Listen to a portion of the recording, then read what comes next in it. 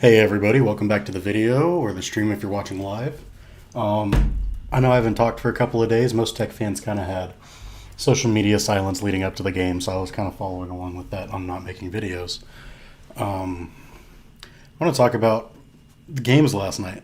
We saw Kansas beat Iowa State. I think it was by 9, and the game was a lot farther than what the score showed at the end. Iowa State pulled up and hit a crazy, like 30-foot three to bring it within single digits. But their students were ready for that. It seemed like it was a huge rivalry game for them. They just lost their touch on it. I don't know what happened. But after watching a bunch of Big 12 basketball this season, I'm not doubting that we could have two of the final four teams in the country, if not three. I think we could have 6 of 8 Elite Eight teams at their full potential, and depending on how the bracket falls. Obviously, Kansas needs to get back on track. They were missing their leading scorer against Kentucky, so losing there, not much of a surprise. Them losing in Allen Fieldhouse is a surprise, but without their best player, it wasn't going to be a guaranteed win. Baylor has been on a skid recently. I think they won the other day, finally stopping that against West Virginia. They were down, wasn't looking good, and they squeaked by. So if Baylor can get back on track, I think they could be a really good team. So there's 2. And then Texas Tech, without any bias, they are like 2nd or 4th. They're top 4 in the country in Ken Palm's adjusted defensive rating. And they played against Texas, who had the highest or lowest scoring defense, I guess, in the country. I think they averaged holding their opponents under 52 points a game, and Texas Tech put up 47-ish. I'm guessing that's the number in the first half of the game last night against Texas. So if their offense is clicking on all cylinders, they can definitely do it, because they played most of that game up until the final 5 minutes without their best player. And then moving on, we have Texas, where if they can get back on track, if Cunningham, their glue guy, can figure it out, and Jones doesn't shoot. I think he shot like 2 for 9 from the floor. They can figure it out. The game was within 4 at one point in the second half of Texas Tech. 4 or 6. It was a 2-score game in one of the most hostile college basketball environments I've ever seen. And they were this close to squeaking by if somebody could have got something going. So if they can figure it out and stop their offensive woes, and get everybody, it seems like, committed. Beard's having a tough time there getting everybody committed. But if he can get everybody committed to playing under that style by March, I think they'll be in good shape. So there's 4 teams. West Virginia, as much of a skid as they've been on, if they can make it to the tournament, they're always up to making a run. We've seen they have a basketball like Hall of Famer coach, essentially, a great, and they generally dominate their opponents on the glass. And on steals and stuff. And so if West Virginia can get it going, they're definitely a team to look out for making a run. If they're playing their best basketball for the next couple of weeks, and make it into the tournament and then continue that streak, they'll be a scary team to run into. TCU has made a couple of runs. They got dominated by Texas, which was unfortunate, but they beat who was it that came in there? LSU. I think the top ranked defense on adjusted defensive rating going into that game. Such a surprise, because they hadn't really proved themselves. They got a win over Iowa State, I think. Lost to Texas, so they were 1-1 against top 25 opponents, and then beat LSU, so they kind of proved they belong. I'm still unsure about that team, but I'm sure if they're playing at their highest level, they can make some sort of run, as is any team in the country can do. Kansas State as well. They beat Texas Tech, who's, in my opinion, a top 10 team by almost double digits. Granted, it was during their 4 games and 6 or 7 day run without their 2 best players, but it was a trap game and we fell for it. And they can be a quiet sleeper.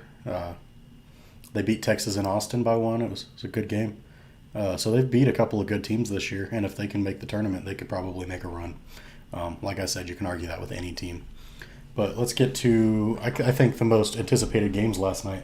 Shout out to Auburn and Bama. I think Bama lost by like 20 but it was a heated rivalry game, and Auburn showed they belonged against a team who's put up pretty good fights against some pretty talented opponents this year, like beating Baylor and a couple other teams like that, and then having some bad losses to like Georgia. So I'm still unsure about that Bama team. I think if they can get things going, they'll figure it out and make a run too. But Auburn's a force, man. And at that same time, we saw the Texas game with Beard's return to Lubbock, and I know everybody outside of the situation is wondering why it was so hostile for Beard, where we saw Texas welcome Rick Barnes, who was coaching Tennessee, back with open arms just a couple days before, right? And I heard all my Texas buddies, and even me, because I'm usually impartial between the teams until they play each other. Even my buddy was like, yeah, UT's everybody's national championship game. But for Tech fans, it was personal with Beard. It wasn't that he went to UT, although that does play a factor because Tech considers him a rival. But it's the way he left. I've heard rumors of him wiping recruiting computers and bad-mouthing Texas Tech and waiting till the day after his buyout dropped $1 million to actually leave. So I guess all of that put together with going to your rival, it all adds up to that animosity, you know? And I think if those things are true and he would have done that going to any other college as well, the trip back to Lubbock, his first time, would have been about the same result. But when you stack them all up, you can't really blame them. Ultimately, I think the crowd held their composure really well. I didn't see anything thrown on the court. They didn't storm the court. I think the worst that I got was flipping off the bus the night before while they were leaving, and booing the team as they pulled in. But yeah, nothing physical happened. I think it was a bunch of college students just having fun, right? It's all a game at the end of the day, so why not let them enjoy their life, make some memories? If the roles were reversed and we stole a coach like that in the same way, I wouldn't be mad. Yeah, as long as it didn't get past vocal interaction, I didn't see a problem with it. And I think Texas Tech did a really good job as a whole, the fan base, keeping in check last night. We still play them in Austin, and I think like 50% or more of the stadium is going to be Texas Tech fans, so we'll see what happens there. They might want to buff up security. But as a crowd goes, I think they did really well, and I think the crowd provided probably at least an 8-point home court advantage last night. It was the most alive student body and court, like fan base as a whole, I've ever seen at a basketball game. And you heard all the ESPN guys say the same thing, and you can go look up the videos. I don't know if you could argue that there's been a better showing for any game, any regular season game in college basketball history. It was intense, man. ESPN had to turn the crowd noise down on the broadcast so you could hear the guys speaking. I think they hit 120 decibels or something crazy like that, just booing Chris Beard, which is the loudest it's been recorded since the student body at Allen Fieldhouse for Kansas years ago. But yeah, overall it was a good game. So Tech, like I said, I think scored 47 in the first half, or in the mid to high 40s, against a very talented Longhorn defense. And it seemed like we just kept our foot on the gas. And then coming out of halftime, Beard got his guys, kind of righted the ship, and got onto Tech's nerves. I think they went 7.5 minutes without scoring after scoring their first 2 points of the second half.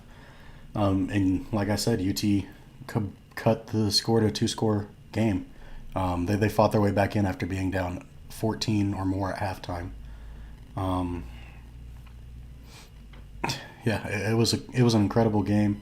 Adams finally learned to stop running the high pick and roll. That's all he was running last night, it seemed like. And it was working, so I can't blame him. We got a lot of transition points and a lot of high pick and roll points. But once Beard's defense figured that out, it was over for him. We got a steal to go back up by double digits, and then got another steal, and then a clear basket foul with free throws. And Texas had put Tech in double bonus for the most of the game, and Texas didn't shoot their first free throws until like 2 or 3 minutes into the second half, which is crazy. I think Tech shot 38 free throws and Texas shot 18 or 20. So it was a huge difference.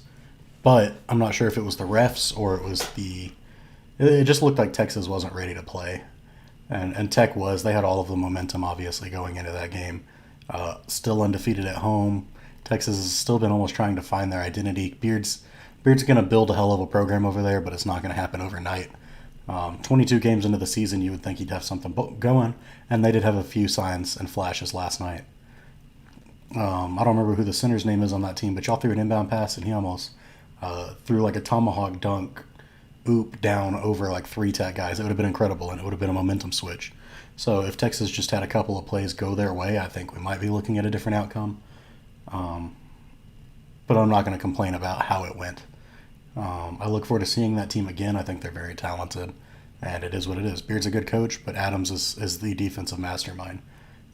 Beard runs the same defense that Adam drew up in 2017 with the no-middle defense, and Beard couldn't find a way to score against it. He had one player keep him in the game in the first half by hitting 4 for 4 from three-point line, having 12 points, keeping him within under 20, And then in the second half, you had a couple of guys step up and make some big-time shots. And overall, it was a great game. I don't think either team was playing at full capacity. Like I said, Tech didn't even have Shannon TJ out there for all but the last 5 or 4 minutes of the game. I think he put up 2 shots.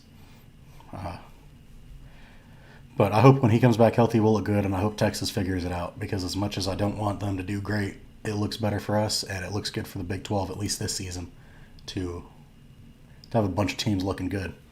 And that's all I really have to say. Texas continues this week. I think Friday or Saturday against Iowa State. We'll see if either of those teams can right the ship. One of them will with a win. And then Tech plays...